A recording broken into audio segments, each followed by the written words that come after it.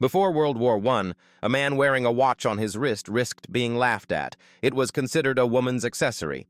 Then a war changed that completely, and now almost every man does it. Here's the real chain. For centuries, a proper gentleman carried a pocket watch, tucked into a vest pocket on a chain. It was dignified, masculine, and required a free hand to check.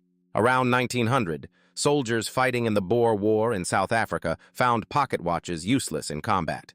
So some began strapping them to their wrists with leather cups, an improvised hack, not yet a fashion. Then came 1914, and trench warfare made precise timing a matter of life and death. Coordinated artillery barrages meant soldiers had to advance the exact instant the shelling shifted time to the second. Fumbling in a pocket for a watch while climbing out of a trench under fire, with both hands needed for a rifle and equipment, simply wasn't survivable.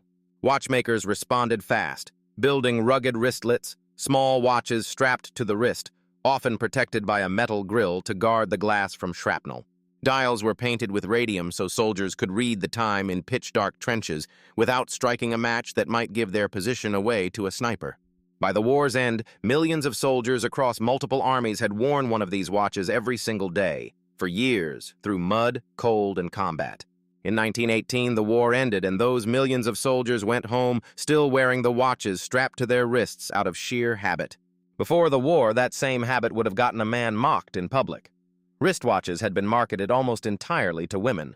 But these weren't just any men wearing them. They were veterans, and the war had completely rewritten what counted as masculine. Watch companies noticed the shift immediately and started marketing wristwatches directly at men as the mark of a modern, capable soldier turned civilian. Within about a decade, pocket watches had all but disappeared from everyday fashion. The wristwatch had become the default for men, not the exception. Every wristwatch worn today, casual, luxury, or smart, descends from that same battlefield necessity. A war forced men to adjust, and pocket watches never recovered. Follow Forgotten Record for more Real Chains history doesn't usually